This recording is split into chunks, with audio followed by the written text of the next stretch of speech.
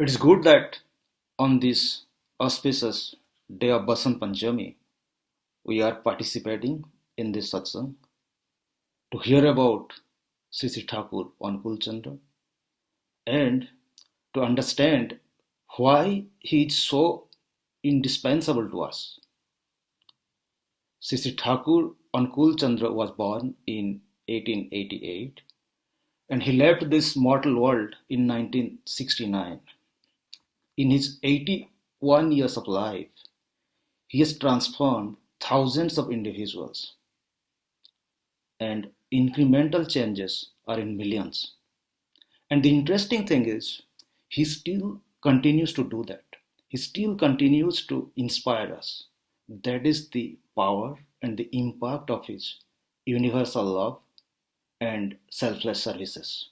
He still continues to inspire us. He is a multi-dimensional personality, a doctor, scientist, educationist, philanthropist, etc., all in one. His life is so vast, it is always a challenge to present him. But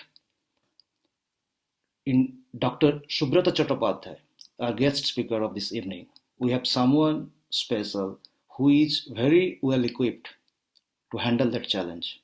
We are so privileged to have him with us today. To give a brief introduction of him, he has done his MBBS from Kolkata Medical College, MD from Aligarh Muslim University, and then he pursued his PhD and postdoctoral studies and research in US. He has been awarded with Erasmus Fellowship by three European universities for his master in bioethics, and these three universities are Belgium, Netherlands, Italy. So currently he works as professor of physiology at the West Bengal University of Health Science. Last but not least, he has published many books. The latest one is about his own life experience with Sri Thakur, titled Jivaner Jal Taranga, and the other one to me is even more important. That was about consciousness. That is the outcome of his 10 years of research. But with that, I request Dr. Subrata to start his presentation, and I'm sure you will get a very good introduction to Sri Sri Thakur's life and message and how he can help you live a better, healthier, happier, balanced, and more meaningful life. It will certainly be worth the time you are investing here. Okay, and at the end of the presentation, there will be Q&A. So feel free to post your questions on the chat. Okay, Dr. Subrata Chattopadhyay.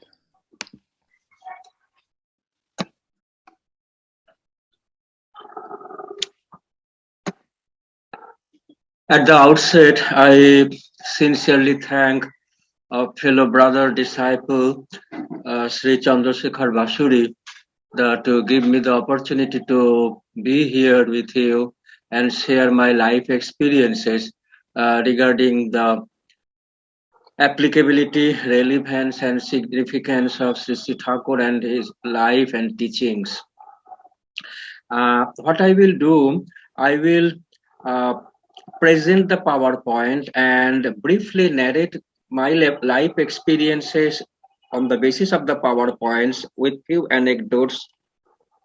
And in the course of this presentation, which will be a challenge for me because to present Sri Sri Thakur's life in about half an hour is next to impossible, but Bashurida has given me a challenging task for you, and let me try as best as I can to do that. So, to start with, the question is why Sri Anukulchandra?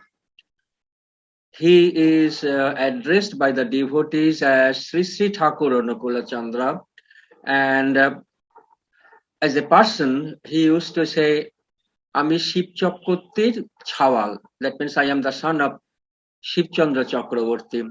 So why this question comes that why it is important, and I tender an apology, unconditional apology, that it will be very, very broad overview within time constraints.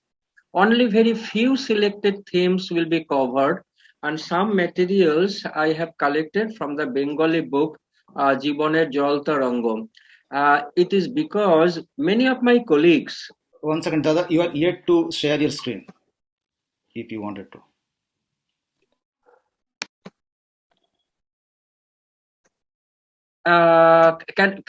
Can you do that now?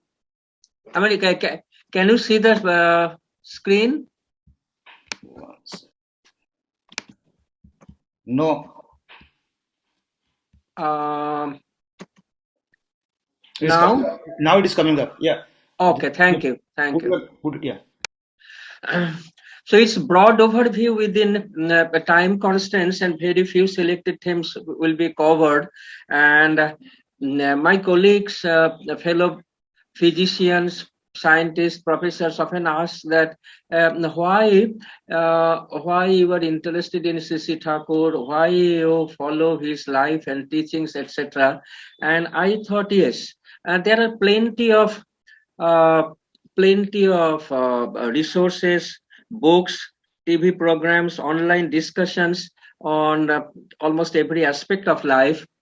And the question is, we are going through a worldwide crisis, which is due to COVID-19 pandemic, and there is information overload. So in this time of unprecedented crisis and with information overload of all kinds of informations, why Sri Sri Thakur appeals to me, and this I will try to tell you from my experiences, from my realizations as best as I can, and the uniqueness. The challenges is that these questions we have already touched upon. The challenges is for devotees who came in intimate contact with Sri Sri Thakur, his unconditional love, supreme. He is known as the Param Premamaya, or supreme love. His love transcends all, and love is something which doesn't follow the rules and the logic and the mathematical equations. For lay persons, he is extraordinary personality. I mean, he did so many things in this span of about 80 years, unbelievable. And Bashurida told us life sketch of Sri Sri Thakur. Few years ago, the retirement age was 58. And people used to think that this life is over when you retire from service at age 58. Thakur moved to Deoghar from Pabna at the age of 58. And whatever you see about Thakur, his institutions and his work is all post 58 or post 46 after he moved to Deoghar. So for lay persons, he is amazing personality. For skeptics, it is impossible to comprehend the whole persona and his colorful personality with knowledge, devotion, work, everything, because reasoning, logic have limitations. And with logic and questions and doubt, it is extremely difficult, if not impossible, to understand a figure like Sri Sri Thakur. So now, we have at one hand, the devotees who consider him as the prophet of the era. For lay persons, he is extraordinary personality, and there are plenty of extraordinary personalities in the world. And for skeptics, their limitation. I mean, he has been alleged to have mesmerizing personality, hypnotism, all these kind of things. But I asked the persons of different, socio-economic categories, different faith backgrounds, that what appeals about Sri Sri Thakur, and ultimately there are few areas where I find that he is unique, and unique in every sense. And to start with, it is his concept and definition of dharma. Generally, we have the idea that the dharma is for the people in old age, so they will go to tirtha, Kumbh Mela, or for example, it is all about the sadhus and the rishis and the munis who will wear, the who do not live in the sansar, in the families. They do tapasya in the forest, in the Himalayas. And this is kind of the notion we have about the dharma. Thakur brought this notion of sannyasa and the dharma back to the center where he belongs. So what he did, he went back to the root value and he characterized the similarities and the differences with religion. And I will tell you briefly about this part. Dharma comes with the Sanskrit root dhri, which means uphold.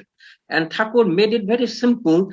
Dharma is what upholds life and growth, being and becoming. So it is something which we cannot avoid, which is a must for everybody.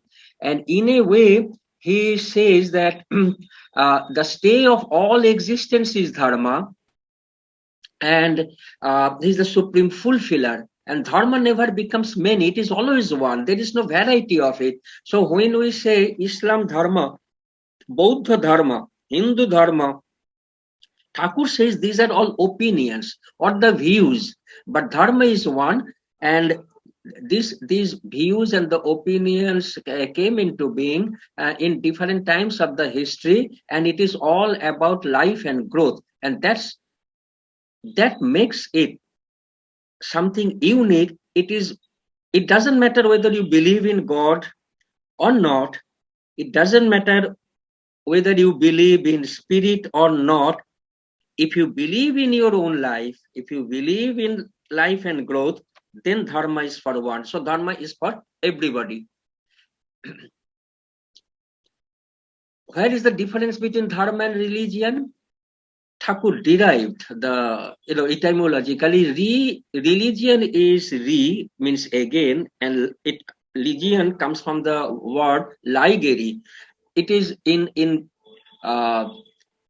language, in our native language, it will be called ligeri or punarbandhan, which means that it is the relationship we establish with God, and it, in a way, religion comes close to something like diksha, when we make new bonds with Sadguru, Ishtadevata, or Ishar, etc. And dharma is for everyone. It is life and growth. So religion, you may believe in religion or not, but it is not the question whether you believe in dharma or not. As long as you are alive, as long as you believe in life and growth, dharma is for you. So religion or atheism, religion or secularism, this kind of the distinctions and the arbitrary conflicts is not applicable or doesn't have any place in the ideology of Sri Sri Thakur. And he says views may be many, even as many as there are people, but dharma cannot be many. Now, dharma, what Thakur did is something unique here. In his notion, dharma is intertwined with karma. That means if you are not involved in karma here means thoughts, words, and actions in the real world, it is dangerous. In his one saying, he said, Karmohin chinta sat pathor pichal norok path, which means karmohin, no karma, chinta sat, honest thoughts, pathor pichal norok path, slippery slope to hell. Why it is like this? Why he put so much importance in karma? Because it will be all in your head, which you'll be thinking about the good thoughts and the nice thoughts, etc. And he says, God doesn't care about what you think, but God does care what you do. In a way, it is unbelievable that about a century ago, he started all-round rural development work in a remote village in rural Bengal, with amazing multifarious activities. And in a way, I checked the records in the British era. The Satsang mechanical and engineering works, Satsang chemical works, Satsang publishing house, Tapovan, and then I will briefly touch upon that part, which is the Vishwavigyan Kendra, or the scientific research part. So in a way, there is so much activity going on in the ashrama in Himaypur that people would thought that where are people silently meditating? What about all those things? Thakur combined dharma and karma, and he didn't separate. He didn't make distinctions, and it is all about life and activities and being and becoming in the real world, which I find very unique. The third point which appeals to me, as I am a student and a teacher of medical science and as a science researcher, is his scientific outlook, amazing scientific outlook. You will see that many Sadgurus, many gurus these days are fond of miracles, and I am not naming anyone, but Thakur is staunch critic of miracles. Miracle is something whose mechanism we do not understand. And Thakur said, Sadgurus are not the magician. Rather, they will unfold the mechanism of the magic and will lay bare everything. He is very critic of the miracles. And his ideology, whatever he said, he says that it is based on his actual life experiences. And he didn't say anything from anything which he didn't experience, or from books and the shastras, or whatever. Whatever he felt is possible, is done, is doable, and experiences dictated whatever he said. And what I found amazing is that in a remote village, where there was no electricity, he started programs like he brought electricity to the remote village, and then he started schools for the illiterate housewives, and made the metric program of 10 years curtailed down to 3 years, and even brought scientific instruments and started doing research studies among the residents in the ashrama. And in a way, he promoted studies and research in natural science. At that time, Mr. Krishna Prasanna Bhattacharya, research associate of later Nobel laureate C.V. Raman, joined, and Gopal Mukherjee, and he for hours he discussed about the recent progresses and advancements in natural science, and not only natural science, even in rural Bengal at that time there were communicable diseases. So for remedy, he started experiments with Ayurvedic medicines, came out with a lot of Ayurvedic medicines which from Pabna moved to Devgarh and still available. And not only natural sciences, rather started research in meditation. What is the effect of mantra or the repetition of the name on health and well-being? He started all these things about a century ago in rural Bengal, in a Himaypur village in Pabna, which amazes me. But all these are very, for the elite scientists and the educationists and the professors and the researchers. But what appealed most is unconditional love. And in love is such that he didn't have any separate compartment like sense of other. In Bengali, there is one word which may be there in other languages, paropokar. Paropokar means doing good to others. And he asked the Thakur, why don't you publish whatever you do and the good for others? He said that why don't you publish, or why don't you, make propaganda? And Thakur asked, do you, when you do good something for your family members, for your parents and the children or spouse, do you, start shouting about in the public forum? You don't do that. And he said, I don't have any sense of for. So when I don't have any sense of for or other, there is no paropokar, rather doing good to others, I am doing good to extension of myself. And he was empathy personified. Empathy personified means there are, the published and very believable stories that if a person whips a horse, and the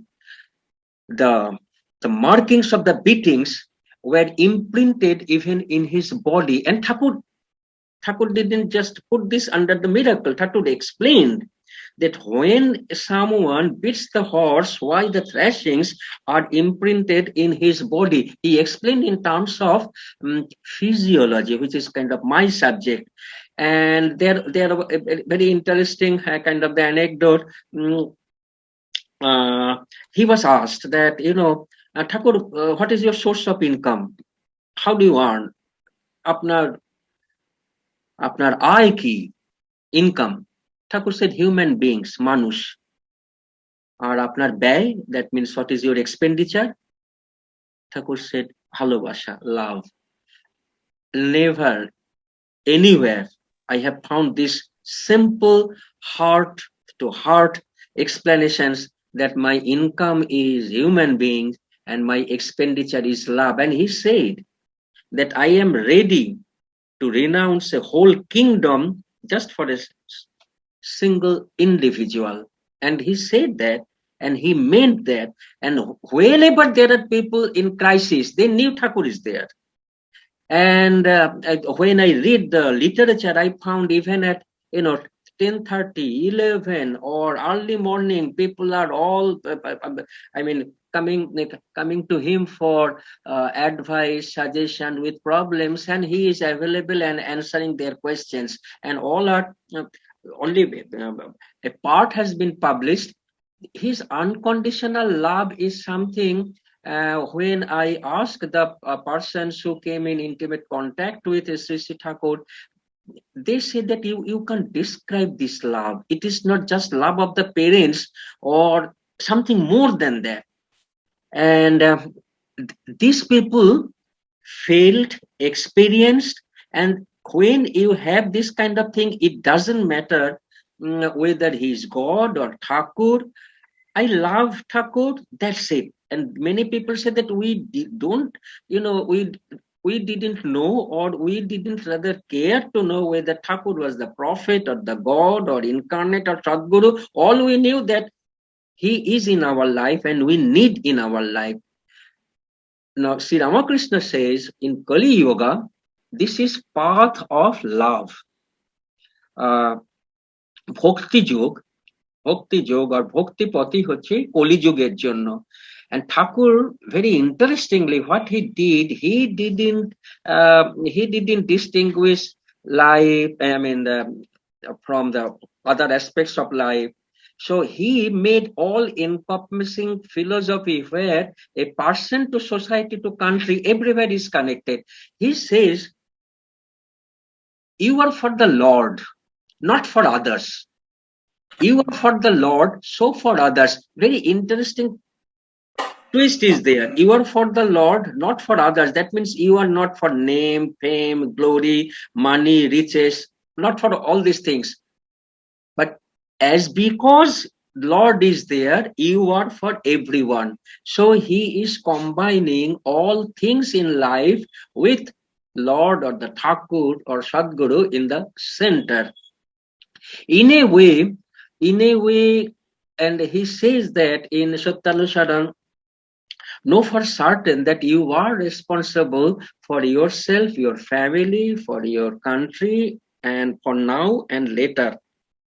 This is the philosophy of responsibility in the present era, which I find extremely appealing. Not only appealing, it's very applicable. That means he gives the responsibility to us and making us answerable. That what did you do? And I will tell the importance of that towards the end. Last but not the least, I mean, there are so many things which can be described of Sri Sri Thakur, okay, and it is extremely difficult, and that's why we are still lacking in a kind of the uh, authentic big biography of Sri Sri Thakur. It is said that there are two persons who could do that, and they said it is overwhelming, and they didn't do. One is Thakur's eldest son, uh, popularly known in the satsang, in the world of satsang, Sri Sri Borda, and another is Ritigacharya, Sri Krishna Prasanna Bhattacharya. Both found it overwhelming and they didn't do.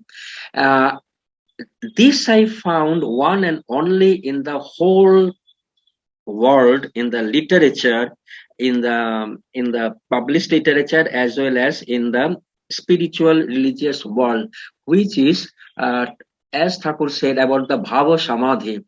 Why I said it is unique? Samadhi has been described. Samadhi has been described in the Shastra as part of, or the last stage in Ashtanga Yoga, and it is achieved through knowledge, Gyan Samadhi, through Gyan Marga, and the devotion or Bhakti Marga. And what happens in Samadhi in Ashtanga Yoga, that there is the mind dissolves. There is no sense of I. And Sri Ramakrishna said that it cannot be described.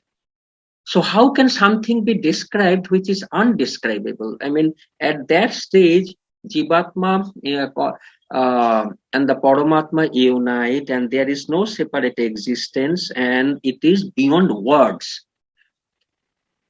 What we find in Sri Sri Thakur's case, that although there is no I, and it is Bhava Samadhi. Bhava Samadhi means that it is through the path of devotion. There is no mind, there is no I, there is no separate person, object, and subject interface. It doesn't there. Thakur did something which is unique, amazing, and one and only thing in the whole spiritual world, which is Thakur described this stage. And he was asked, how did you do that? And Thakur said that at that stage, if you put your eye a little bit away from the submerged state, then you can describe. Later on, Thakur was asked in Deoghar, for example, about and whatever he said is described by the persons.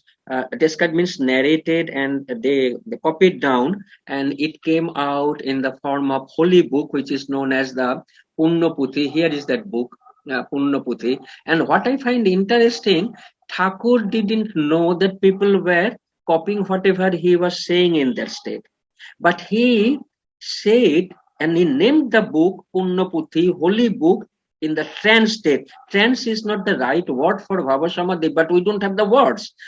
So in the Bhava Samadhi, Thakur is naming the book, which will be published later on. And interestingly, there are, I mean, there could be lots of thesis on just Bhava Samadhi. The problem is I do not have the experience of Bhava Samadhi.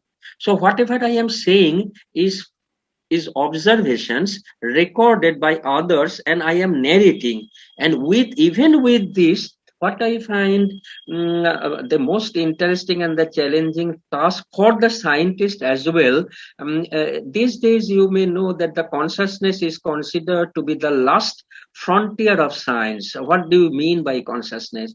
And we do not have any clear-cut idea definition about Chetona.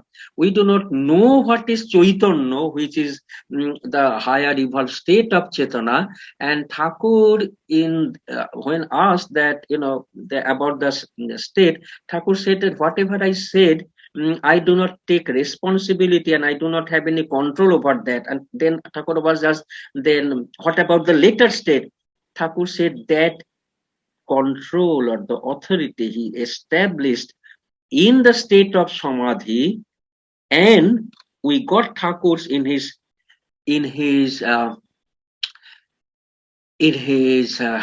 epoch-making works in touching every aspect of the life later on.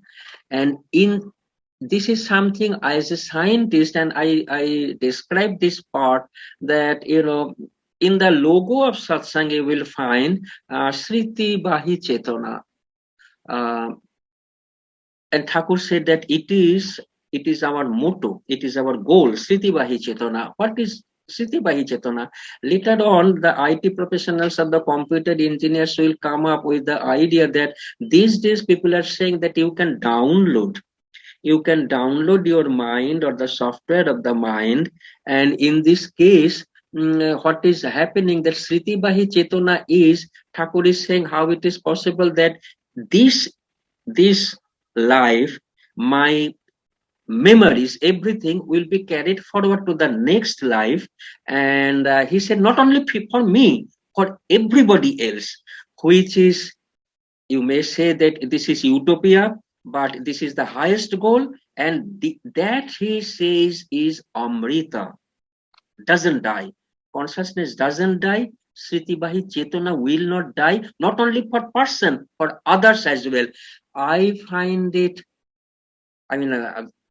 my words are insufficient to describe this ideal, the utopia, or the highest attainable, state of human consciousness as Thakur described. So anyway, coming back, we are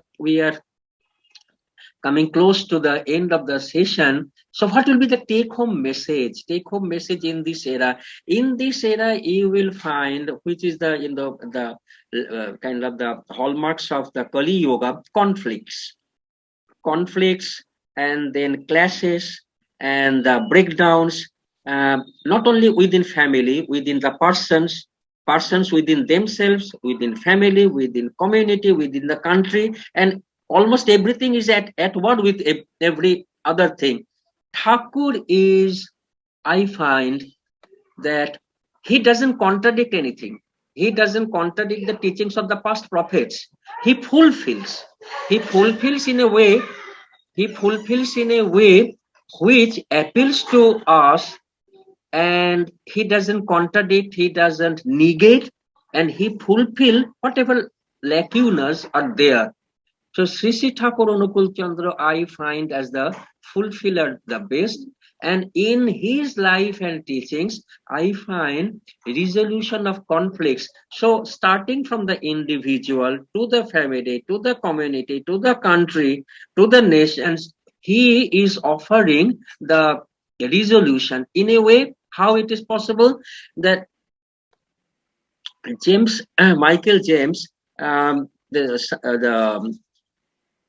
journalist, came to Sri Sri Thakur from the USA, and he was amazed by the life and teachings and the darshan of Sri Sri Thakur. And he says, Thakur, so many things are there. Just tell me in a word or two, what is your, what is the whole philosophy in one or two words? Thakur said, be concentric. Be concentric, and he said, Shukendrik ho. And this Shu Kendra means Shu means Shubha, means good, Kendra means center. And Thakur said that whenever we have a center in life, around this center, you have a life circle. And that life circle is such that it becomes harmonious. Our mind is our best friend and the worst enemy. And with center, when all these centrifugal forces come down towards the center and gets resolved, and he offers practical integral philosophy of life and growth in a way which is applicable for everybody, irrespective of the social status, nationality, and the caste, creed, or religion. Last but not the least, Thakur gives something which are for the, I believe for this century or this millennium, in the sense that he is giving not only for this but for generations to come. And he said that in Arya Christian Aryan culture, it is not for the gods with the Narayans will be born in one or two families. And he said that so that the Narayans are born in every family. And he gives the example that Bharatvarsha ৩৩ কোটি দেবতার বাস.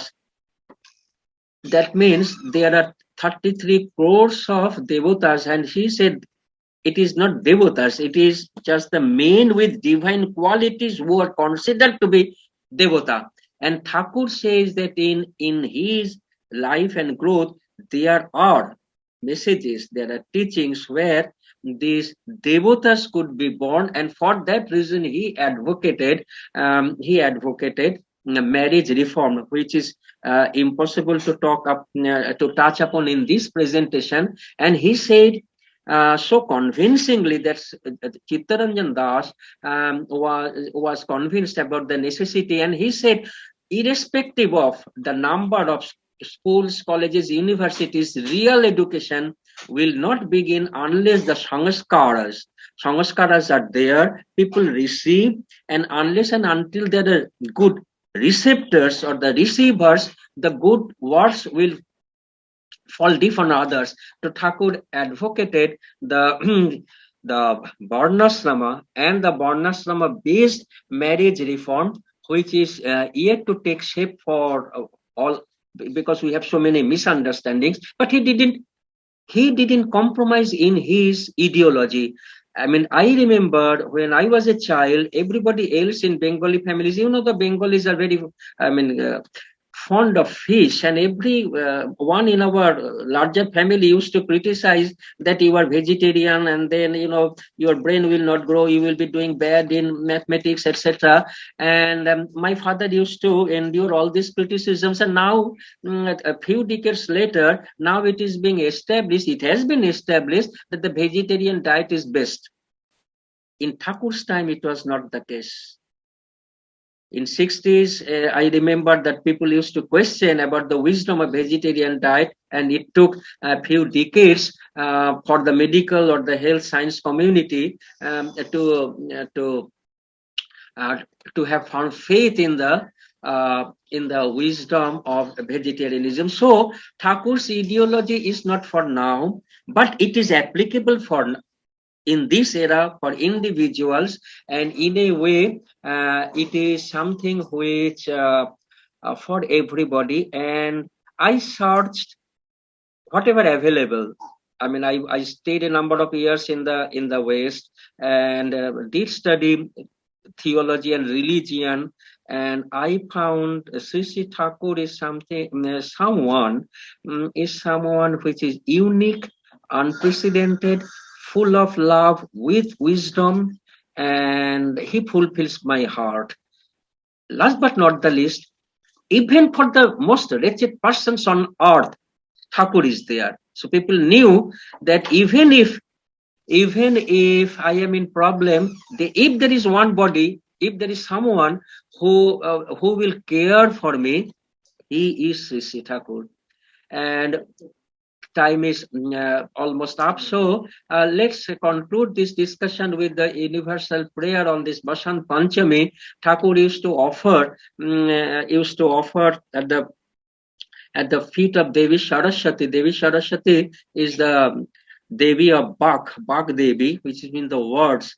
And so on this auspicious day, I offer my most humble pranam and regards to Sri Sri Thakur. I have lost my father a couple of months ago, so we don't have Basant Panchami and the Saraswati Puja this year. And let's conclude this discussion with prayer. Om Sarve Bhavantu Sukhina, Sarve Santu Niramaya, Sarve bhadrani pashyanto ma kaschit dukkha bhag bhavet. May all beings be happy. May all be free from sickness. May all see and experience what is good and beautiful in life. May no one be unhappy. Om Shanti, Shanti, Shanti. Joy Guru. Joy Guru. Joy Guru.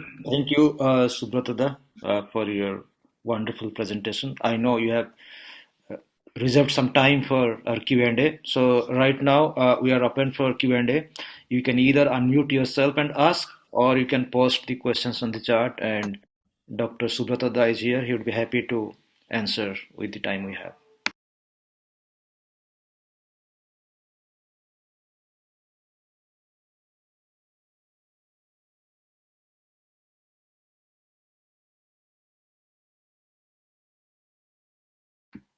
Okay, I got something on my WhatsApp, by the way. You had told little bit, I mean, once I remember a long time back. Now that we have time, while people frame their questions, how Sri Sri Thakur has influenced your life? I know you are a leftist at one point in your college life. You never used to believe in anything. Anything, if you want to share your experience.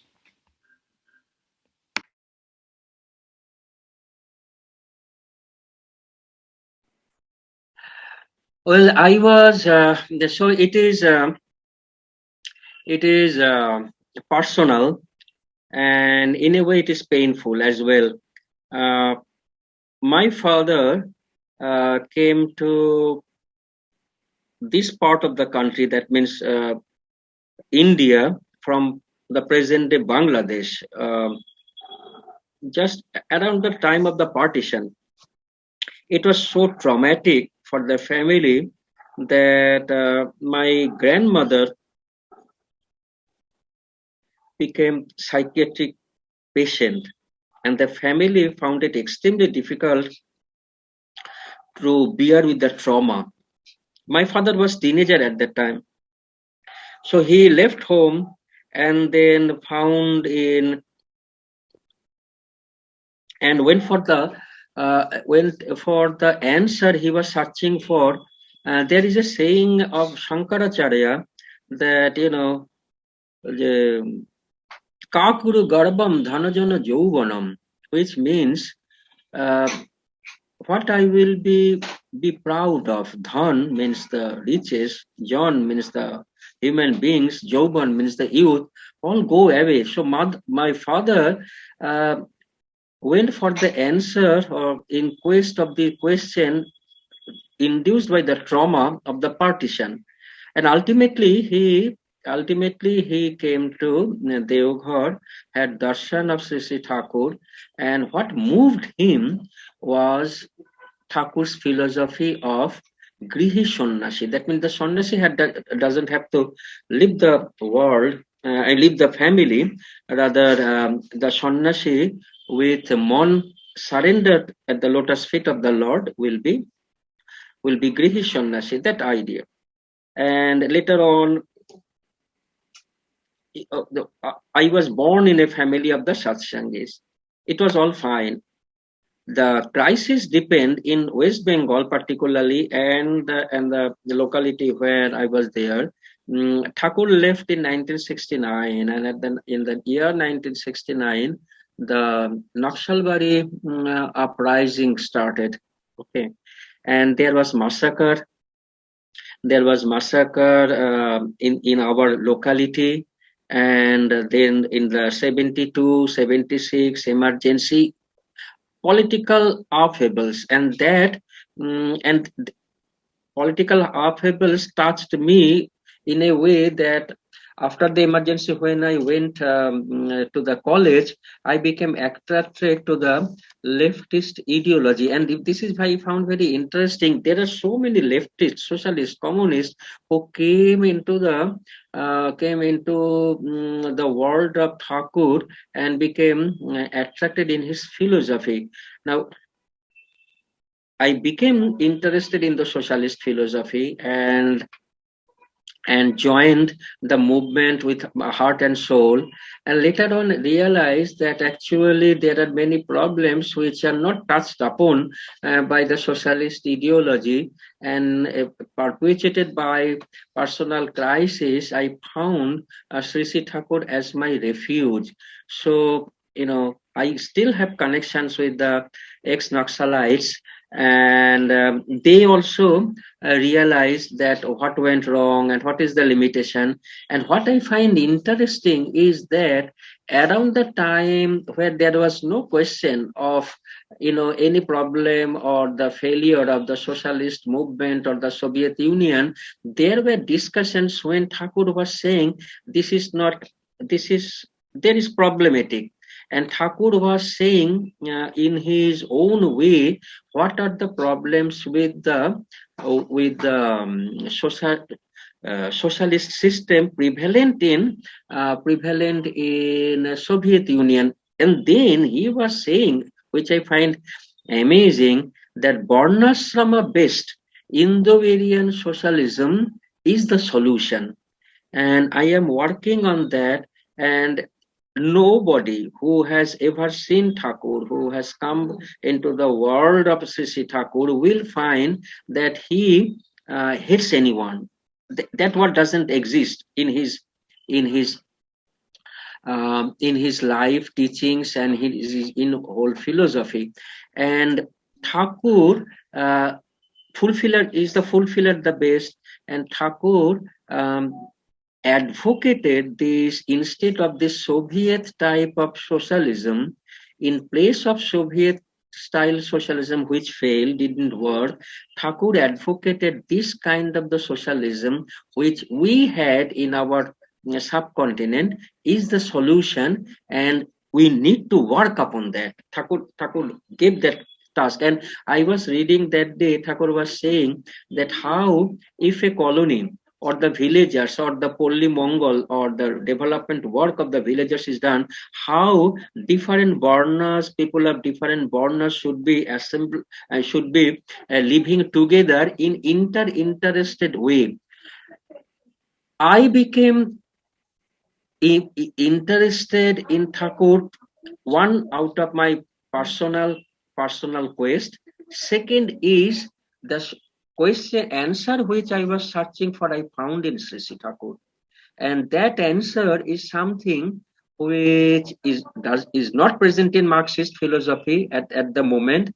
And Thakur offers the solution in his way, which I believe the leftist, with open-minded leftist, will find Sri Sri Thakur very close to their heart so far as their goal is concerned.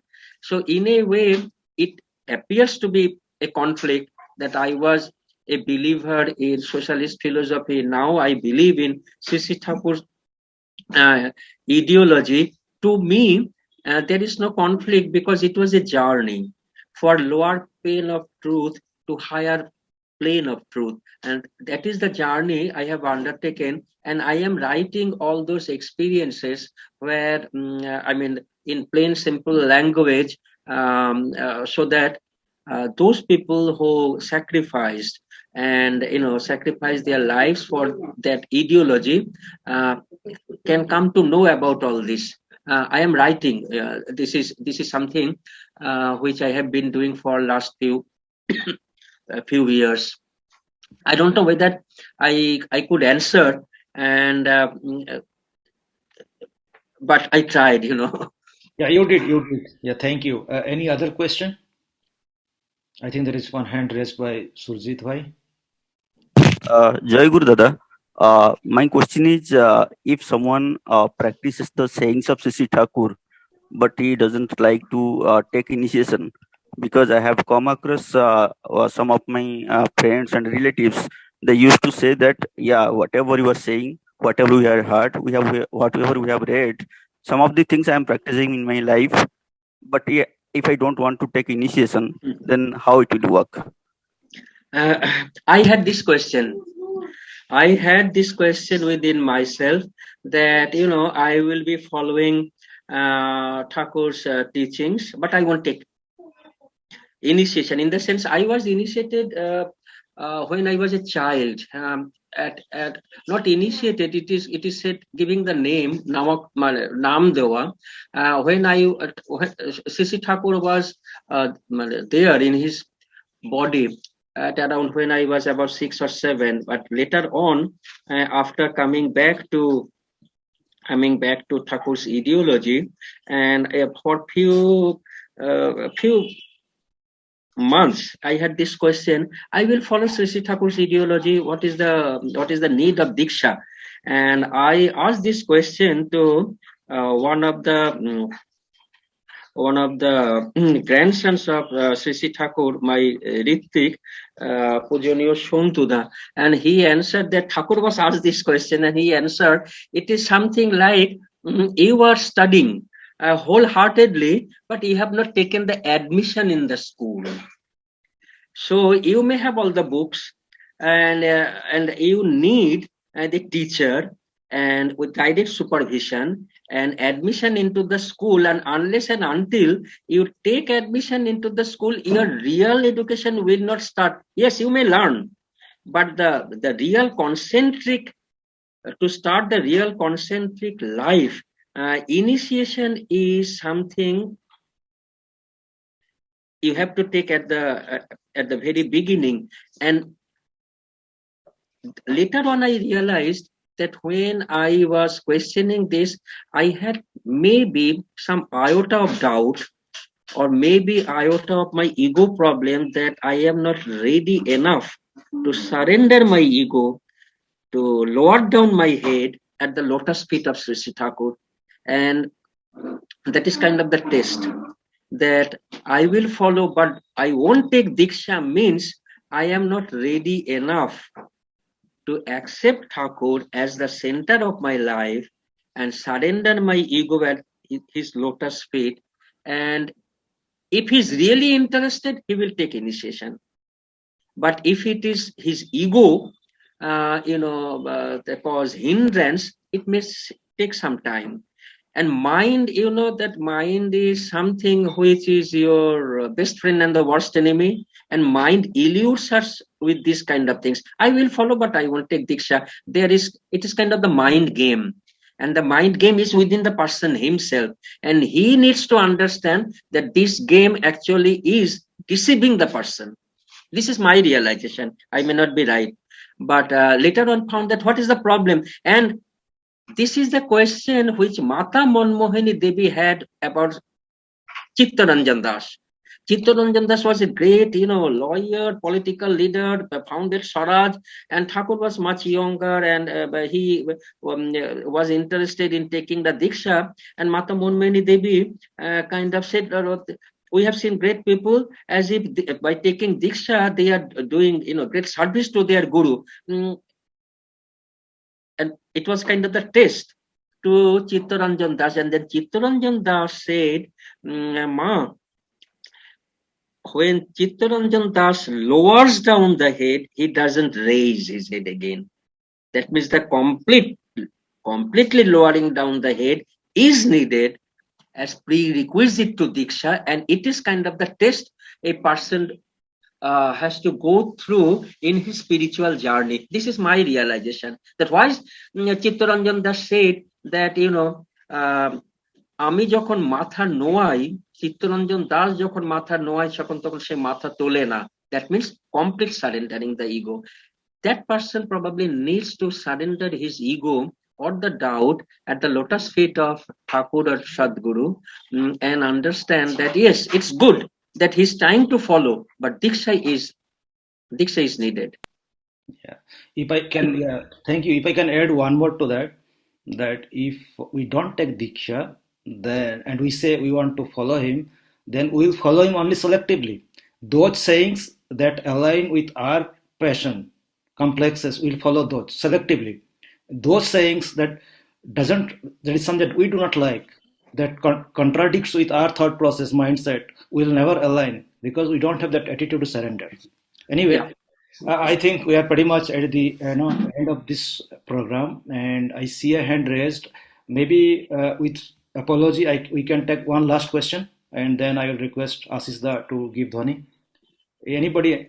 only one question, please. And you can email or share your questions with whoever invited you. We will get back to you definitely. Jai Guru Dada. Jai Guru. Jai Guru. Sometimes, I find my friends who have taken Diksha of some other gurus. So when I tell them about my guru, then I find that some repulsion is there in their mind. So how can I treat this kind of situation? Thank you. Jai Guru. Let me be clear about your question.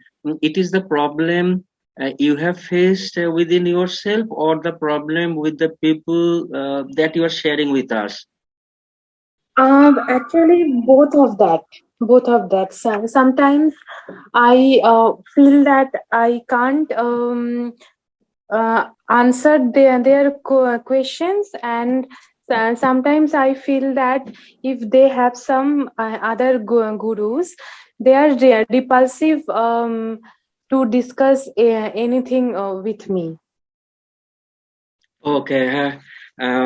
This issue or the questions I have faced about my relatives, and kind of the belonging to the extended Bengali families, we have disciples of in our family circle, disciples of Sri Ramakrishna, Sri Sitaram Das Onkarnath, Sri Ram Thakur, then followers of Gauriya Vaishnav, and my father, my grandparents, my mother being followers of Sri Sri Thakur. And this is the answer I try to give to my family members. See, I said that it's good that you have taken Diksha from your Kulo Guru or other gurus. But I say this with humility as well as with confidence. Sri Ramakrishna, the prophet before Sri Sri Thakur, said that I am not giving everything now. I have to come again.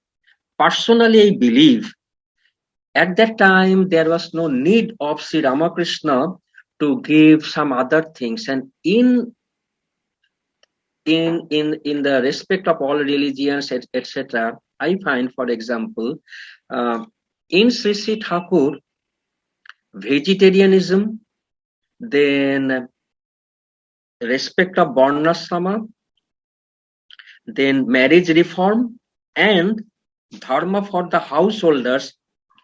If you add one like this, on the top of sayings of Sri Ramakrishna, you will get Sri Sri Thakur.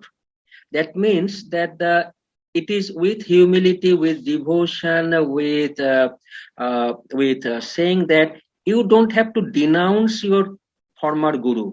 Never. You do the mantra of other guru, and then at the end, at the last, Satguru or the epoch-making guru or the present fulfiller, the best, Sri Sri Thakur's Satnam will fulfill you the best and in the most. Even then, not everybody may be in a position to take Diksha. At least in that case, what I try to do in my family circles, so that, okay, if it is the case that because of whatever reason they are not convinced or they are not in a position to Diksha, etc., follow your guru, mantra, etc., but what is not there, take these things from Sri Sri Thakur, like marriage, like vegetarian diet, like sense of solidarity for fellow brother disciples. These practical things, you will realize then that, you will realize then in course of time that this, you are not leaving the previous guru, you are not discarding the previous guru, you are not denouncing the previous guru, rather you are kind of I I am saying with all due regards, kind of the top of value on your present plan, if I could be permitted to say. So, and in one case, one of my family members who is follower of Sri Ramakrishna took initiation of Sri Sri Thakur Anukulchandra. And I said that, do not think that you are denouncing Sri Sri Ramakrishna and accepting Sri Anukulchandra. No, you do whatever you have done as disciple of Sri Ramakrishna, but believe that he is the present the prophet of the era, and in a way Thakur was born as Sri Ramakrishna, Thakur was born as Jesus Christ, Thakur was born as Hazrat Muhammad, Sri Krishna Chaitanya. In this way, if you try to align your mind, then probably the conflicts which you may have, this guru versus that guru, that will vanish. It is kind of the concentric circles. It is the bigger and bigger circles. In this way, I try to convey what I feel and realize and share thoughts and ideas, and ultimately that not everybody, those who have received diksha very easily, sometimes they do not understand the value and the need and the importance of that. Sometimes people need to go through this as part of their journey. And yes, I do face these questions in my family. It is very relevant, and it is all part of our spiritual journey. That's the way I understand and comprehend. I don't know whether it makes sense, but this I also find as a relevant issue in my own small circles of the friends and the relatives. Yeah. Thank you. Thank you, so much, Dr. Subrata, for your wonderful presentation and your time with us. On behalf of the Satsangis of the high-tech city at the lotus feet of Sri Sri Thakur, I pray for your well-being. I pray for your long, healthy, and happy life. I'm sure there is some takeaway for everyone here. Now it's time to wrap up with a dhwani. I request Ashish Da to give the dhwani. Thank you, sir.